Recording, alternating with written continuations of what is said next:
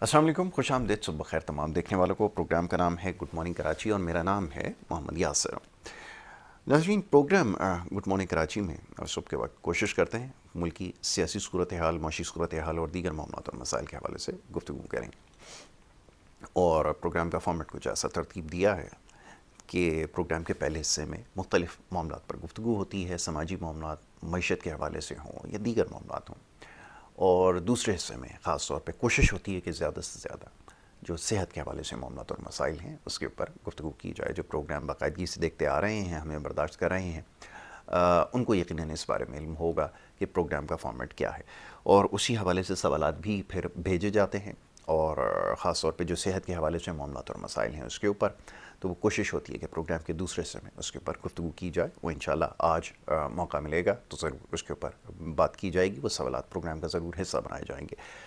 इस वक्त मुल्क की जो माशी सूरत हाल है उस हवाले से गुज़िश्ता रोज़ से बातें जारी हैं। ख़बरों में आप यकीनन सुन चुके होंगे, और अगर नहीं आपने सुन रखा तो आपको बता दें कि बिजली की कीमतों में जो है वो कमी का कल ऐलान किया गया, और उसके बाद रात गए इन्हीं मामलात पर गुफ्तगू होती रही कि उसके क्या असरात आपकी मईशत के ऊपर मरतब होंगे, क्या नताइज उसके निकलेंगे, क्या मज़ीद मईशत में बेहतरी आएगी, और वाक़तन जो दावे किए जाते हैं मईशत के हवाले से, आदाद व शुमार जो दिखाए जाते हैं जिसका एक आम आदमी को कतई कोई इल्म नहीं है, क्या उसमें वाक़तन बेहतरी आ रही है, और अगर बेहतरी आ रही है तो क्या उसके असरात माशरे में नज़र आ रहे हैं।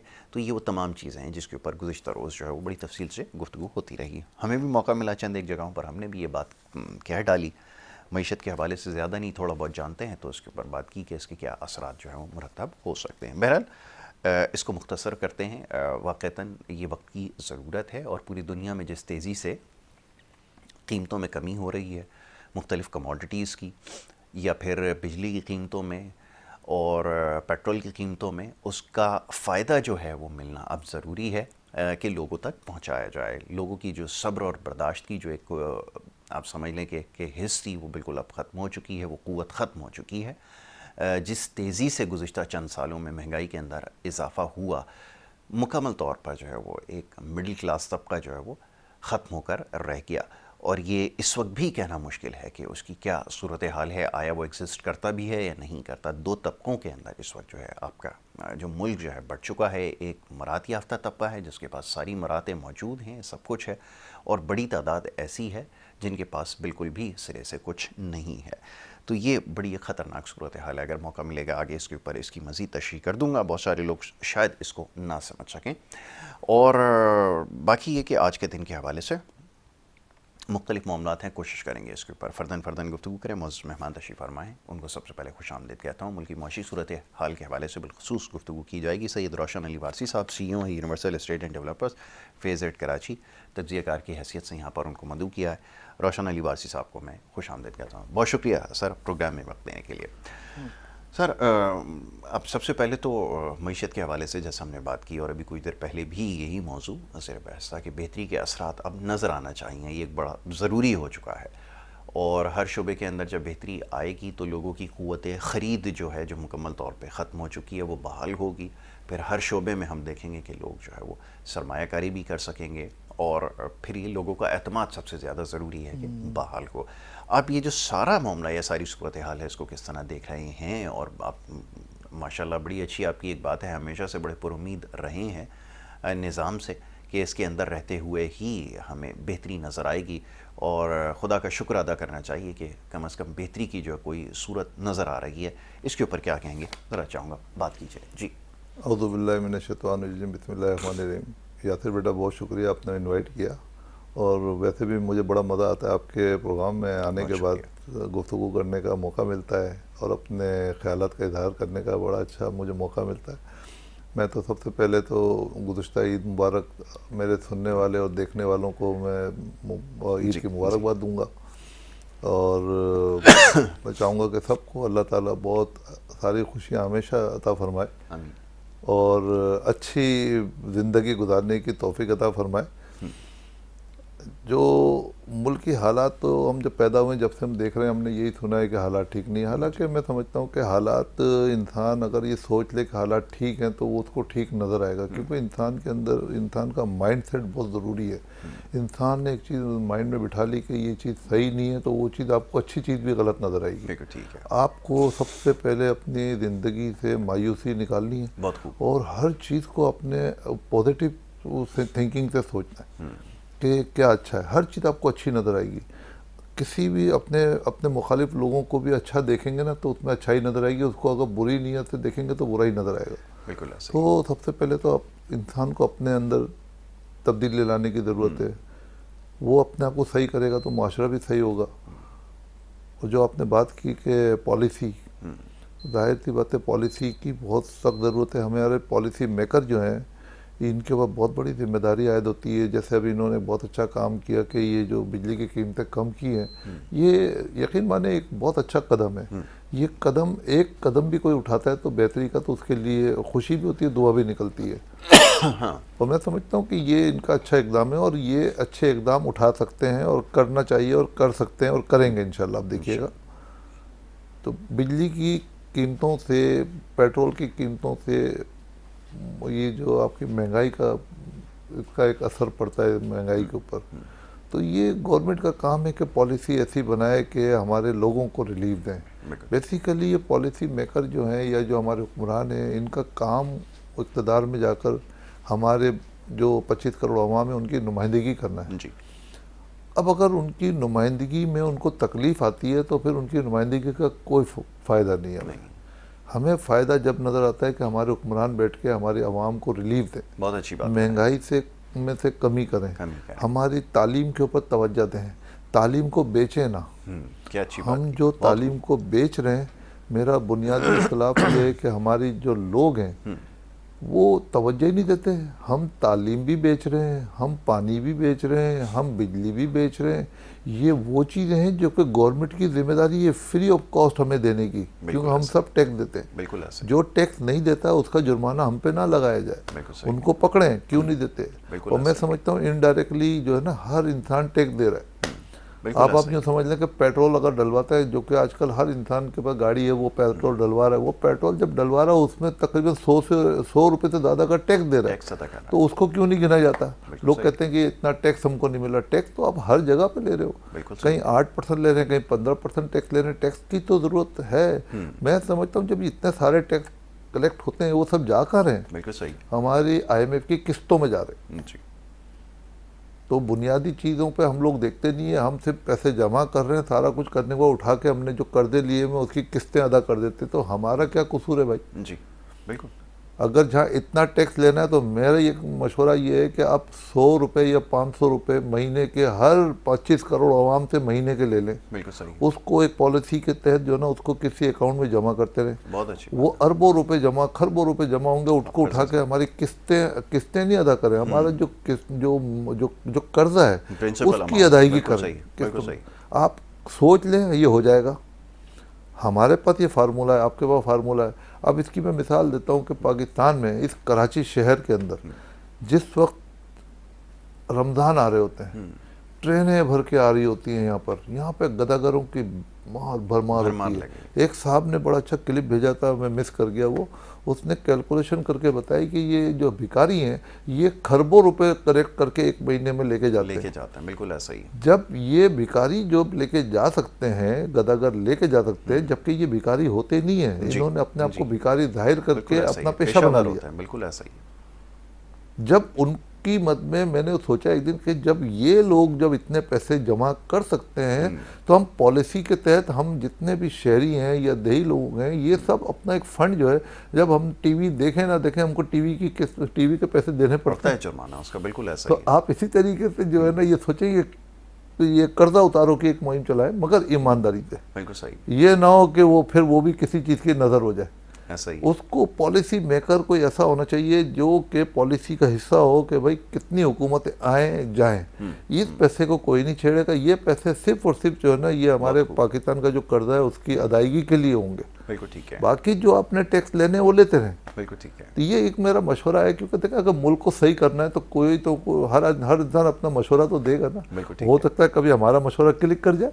बहुत खूब, अल्लाह करे वो वक्त आए कि ये बात समझ में आए और वाक़तन मईशत को अगर बेहतर करना चाहते हैं तो संजीदा इक़दाम की ज़रूरत है।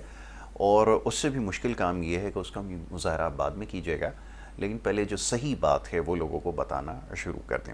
अच्छा, ये किसी भी हुकूमत के लिए मैंने देखा है, बड़े बड़े दावेदार आए, कोई मदीने की रियासत, कोई फ़लाना रियासत, कोई कुछ करते रहे, कोई कुछ करते रहे। बयानात अगर आप उठाकर देखें ऊपर तले अगर इनको रखा जाए तो जितने माजी में लोग गुज़रे और जो हुकूमतें आती रहीं और जितने मैनिफेस्टोस छपते रहे, उसमें कम बेश एक जैसी बातें सब जगह आपको लिखी हुई नज़र आएंगी। लेकिन बड़ी अजीब इत्तेफाक की बात है कि उसमें से कोई एक बात भी जो है आज तक वो पूरी नहीं हो सकी।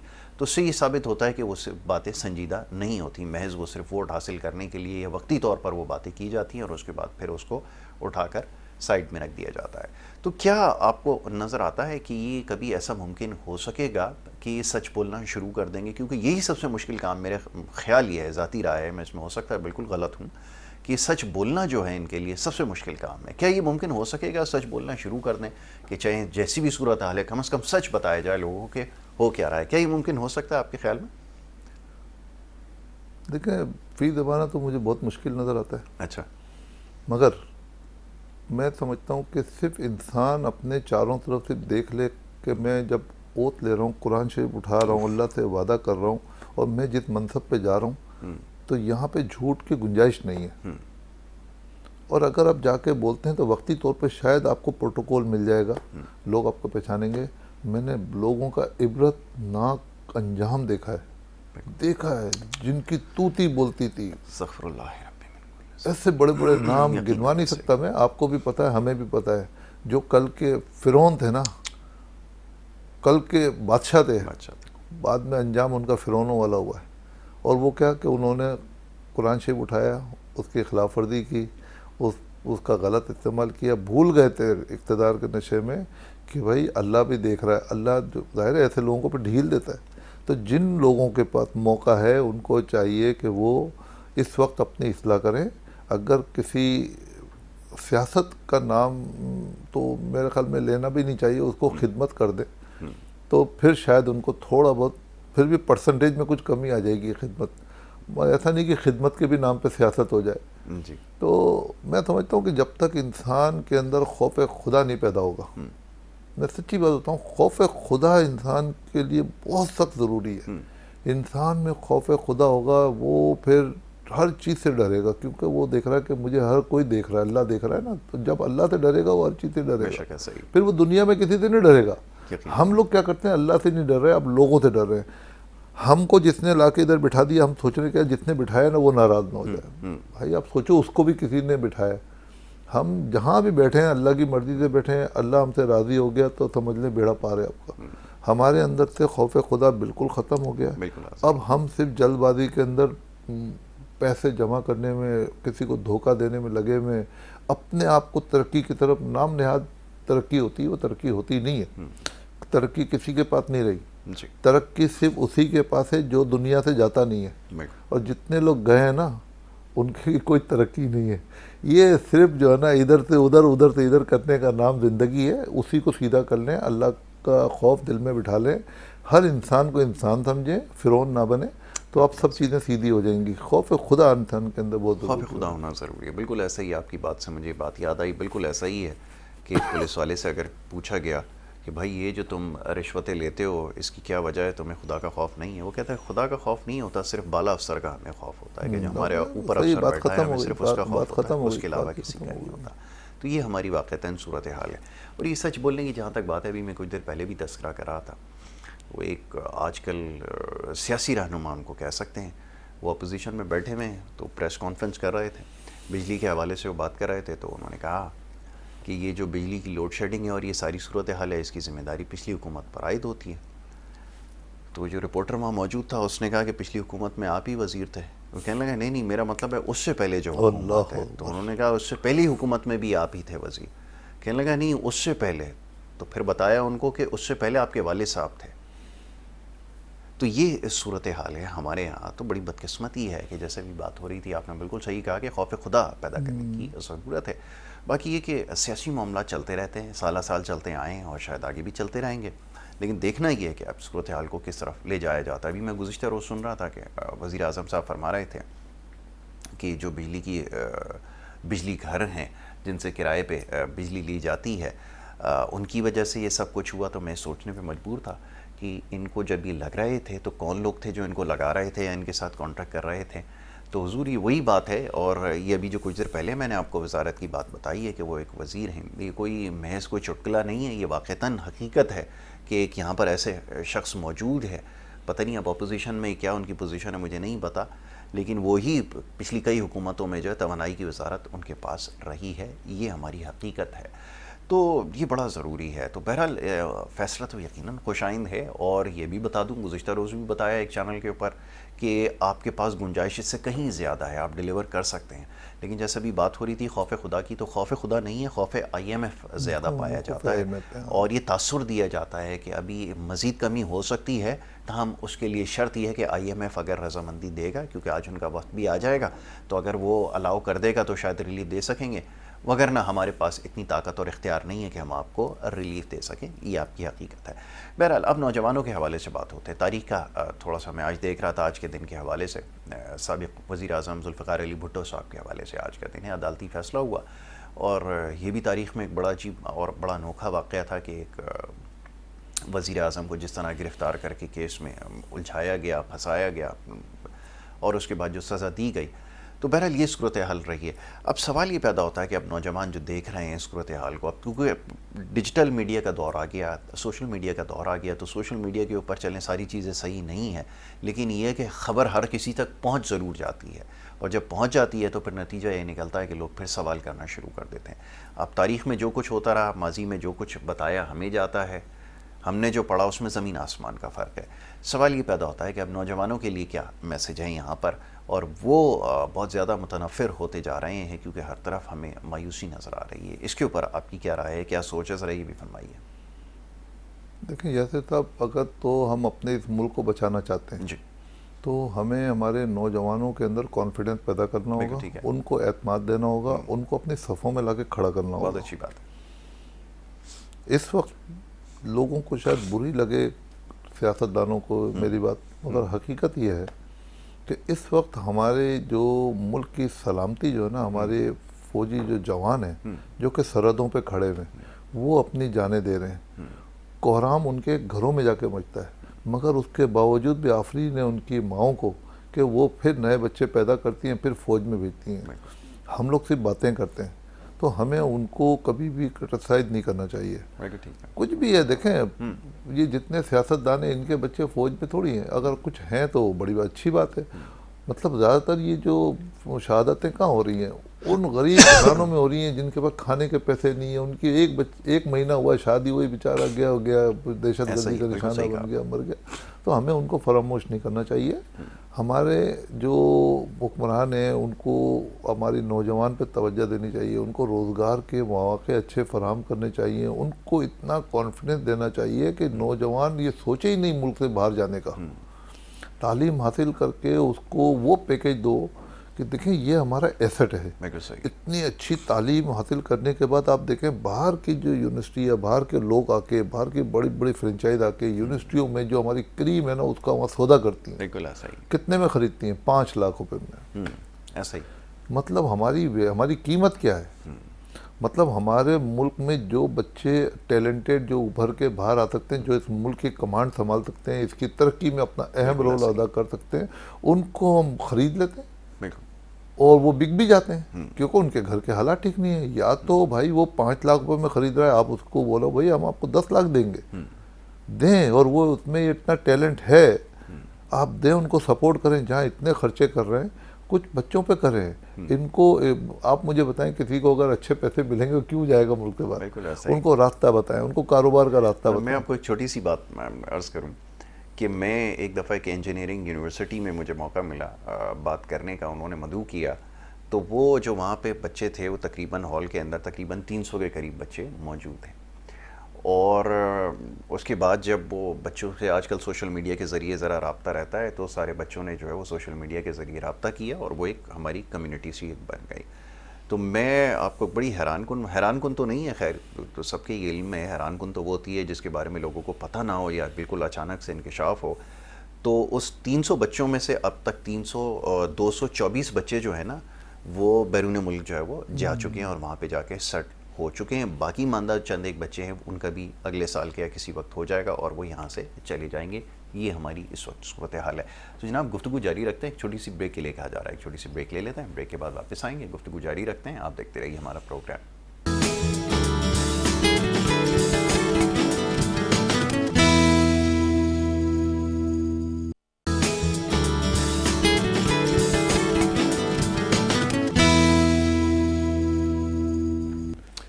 वेलकम बैक जी, एक दफ़ा फिर आपको खुशामदीद कहेंगे।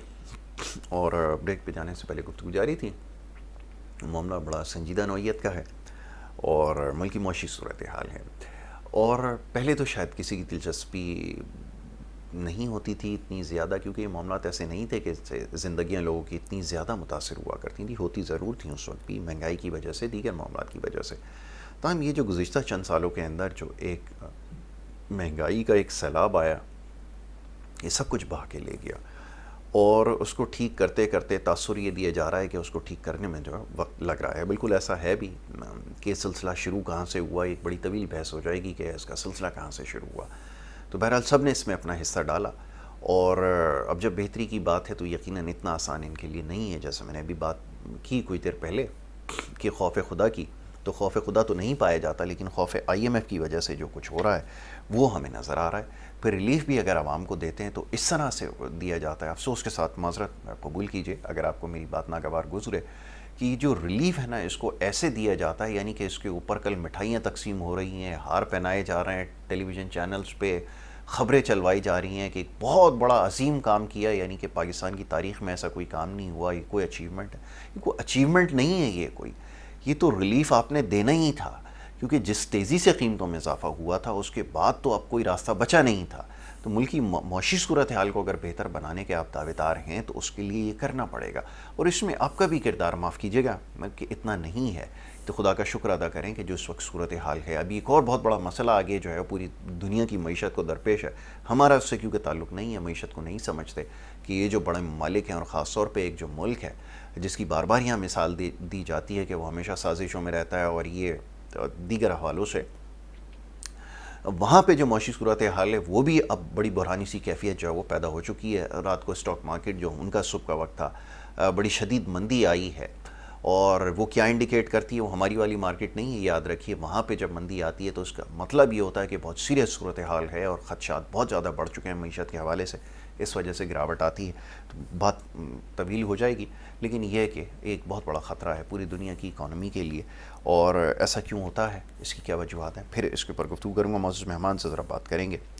बात हो रही कुछ देर पहले सूरत हाल के हवाले से, अब ये रियल इस्टेट के शोबे के हवाले से थोड़ी सी बात कर लेते हैं। आपसे मौका मिलता है ज़रा जान लेते हैं सूरत हाल क्या होती है। अभी तो सूरत हाल ये है कि मैं बड़े अफसोस के साथ कहना ये पड़ता है कि लोगों का एतमाद जो है वो बड़ा बहाल करवाया गया, कैंपेन्स चलाई गई, प्रोग्राम्स किए गए कि वो शहर से बाहर एक जगह है उधर जाके इन्वेस्ट कर दो।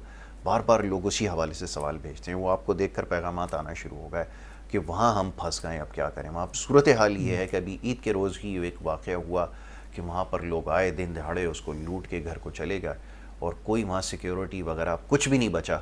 क्या करें लोग, ये ओवरसीज़ ख़ास तौर पे पूछ रहे हैं कि आपने हमारा अरबों रुपया यहाँ पे लगवा दिया, अब इसकी ज़िम्मेदारी किसके ऊपर आयद होती है, कैसे उसकी भरपाई हो, ज़रा फरमाइए। ये जिम्मेदारी भी ओवरसीज़ की है, उन्हीं की है, क्योंकि गलती उन्हीं की है। हर चमकती चीज़ सोना नहीं होती। देखें ना, मुझे अपनी ज़िंदगी का फ़ैसला मुझे खुद करना है, किसी और ने नहीं करना है। हम क्या करते हैं, लोगों की बात उन पे अमल करते हैं, अपना दिमाग नहीं लड़ाते। जब आप बग़ैर तहकीक के अगर कहीं जाकर अगर आप इन्वेस्ट करेंगे, आपको पता ही नहीं है, किसी के कहने पे, देखें ना, जो आपको कह रहा है उसका अपना भी तो कोई मुफाद होगा ना।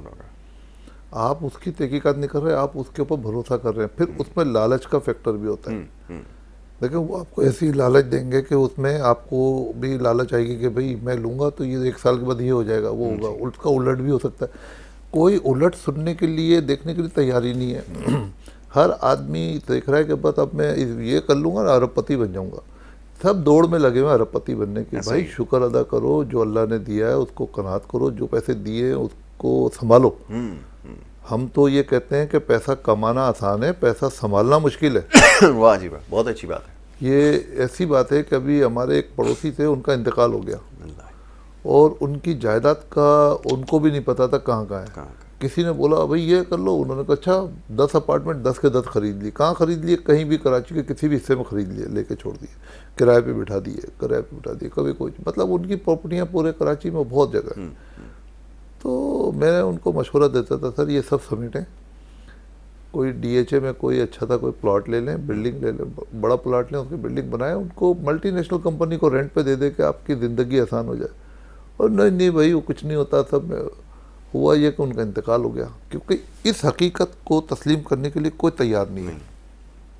चाहे वो 100 साल का आदमी हो, चाहे 80 साल का हो, चाहे 65 साल का हो या 40 साल का, वो मरने के लिए तैयार ही नहीं। तैयार नहीं, कोई और ना वो इस चीज़ के लिए तैयार है कि मरना भी है। मरना भी है। वो समझता है बस समेटे जाओ। हुआ ये कि वो चले गए, 2 बेटे, दोनों की बीवियां छोड़ के चली गई। बताइए। उनको यही नहीं पता कि अब्बा की जायदाद कहाँ है। जो बैठे में बोलते हैं ये तो हमारी है। बिल्कुल सही। उनके पास इतना टाइम नहीं है कि उनसे बोलें कि उसके लिए फिर जाहिर है जाना पड़ेगा कोर्टों में। के मामला है, बिल्कुल सही। उनकी लॉटरी निकल आई, चलो इसी बहाने अगर गरीब आदमी है तो उनका तो भला हो गया। मगर मैं कहता हूँ ज़िंदगी में अपने मामला सीधे रखो और ये मत सोचो कि भाई कि हर जगह पे चीज़ें फैला ली। वो जो मैंने आपको मिसाल दी ना कि पैसे कमाना आसान है, संभालना मुश्किल है। अब कमा तो रहे थे, संभाल नहीं सके, ले ली। अब एंड इंसान कमाता बच्चों के लिए। ऐसा ही। अब बच्चे तैयार ही नहीं है झगड़े में पड़ने के लिए। किस किस के पास जाएंगे खाली कराने के लिए? कहाँ तक जाएंगे कोर्टों में उनके लिए? वो कहते हैं जो मिल गया बस ठीक है, उसी में फड्डे हो गए, जो था ना उसी में फड्डे हो गए, बीवियाँ भी चली गई, तो क्या कमाया? मैं कहता हूँ कमाई उसने की जिसने अपनी ज़िंदगी में अपने पैसों को एंजॉय किया, खुद के अपने ऊपर भी एंजॉय किया और अपने इर्द गिर्द के जो गरीब लोग हैं उनको भी उन्होंने नवाजा, अपने ख़ानदान में जो लोग मुस्तहिक हैं उनको नवाजा।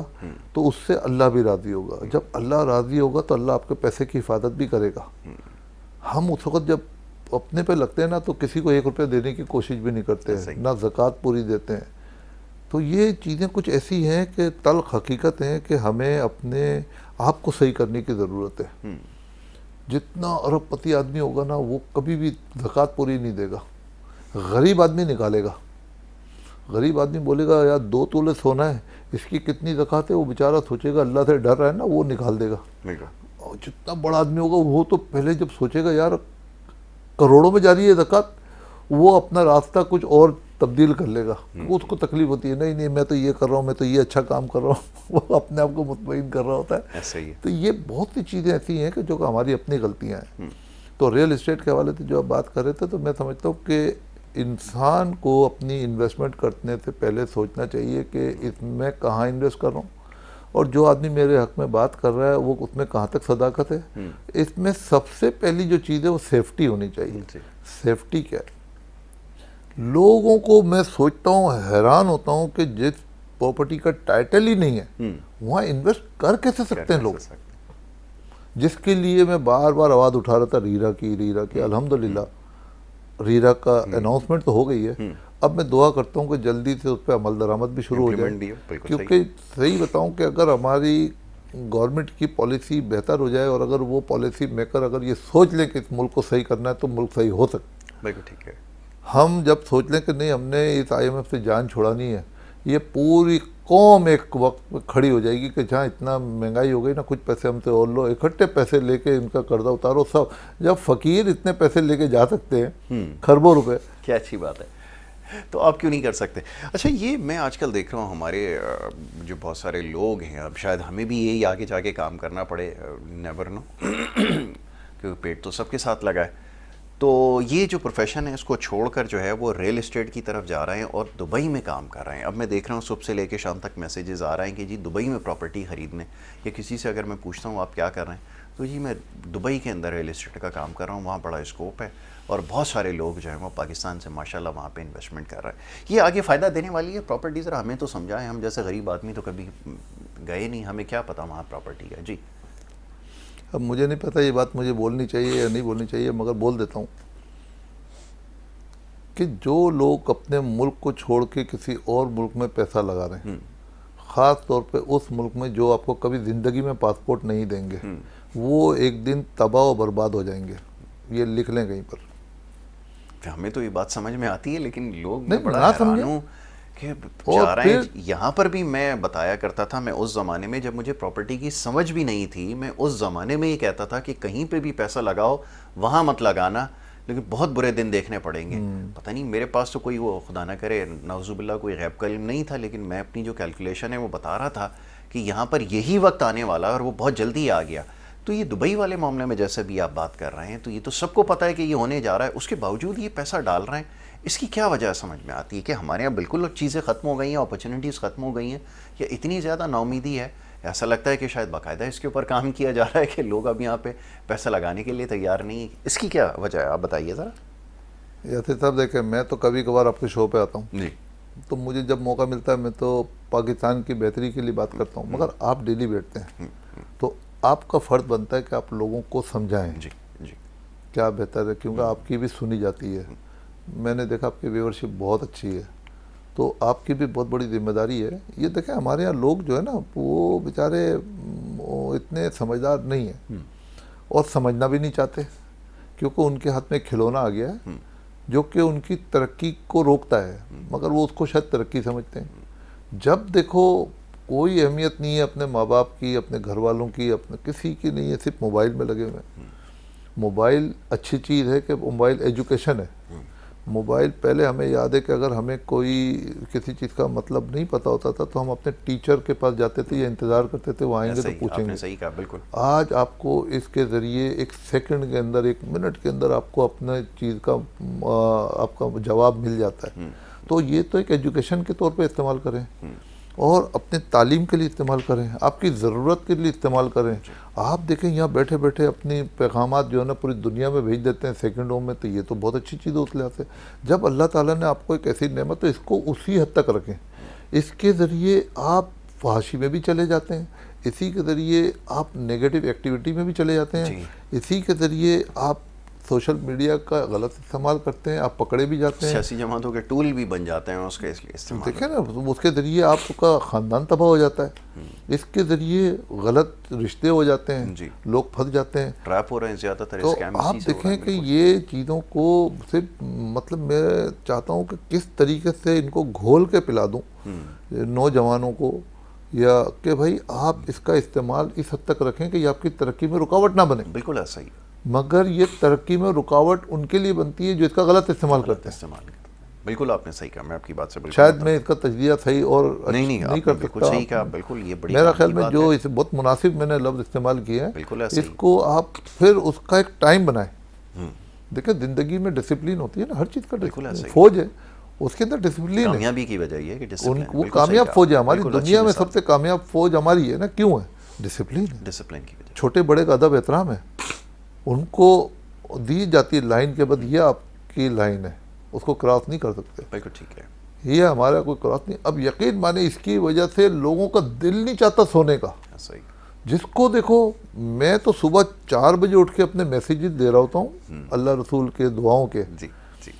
उस वक्त लोग जाग रहे होते हैं, बिल्कुल ऐसा ही है, सोने की तैयारी हो रही होती है। तो क्या उस वक्त कोई कारोबार चल रहा है या उनकी तरक्की का कोई काम हो रहा है? नहीं हो रहा, कोई प्रोडक्टिव काम हो ही नहीं सकता। अब मुझे बताएं, ऐसे लोगों का मुस्तकबिल क्या होगा? हर अल्लाह ताला ने निज़ाम बनाया, सूरज निकलता है, आपके रोज़ी के दरवाजे खुलते हैं, अल्लाह रिस्क बांट रहा होता है, चरिंद परिंद अपना अल्लाह का जिक्र कर रहे होते हैं। आप जाएं सन्नाटे के अंदर, आपको कोई आवाज़ नहीं आएगी, मगर चहचहाने की आवाज़ें आएंगी, वो चहचहाते नहीं है, वो अल्लाह का जिक्र कर रहे होते हैं। अच्छी बात।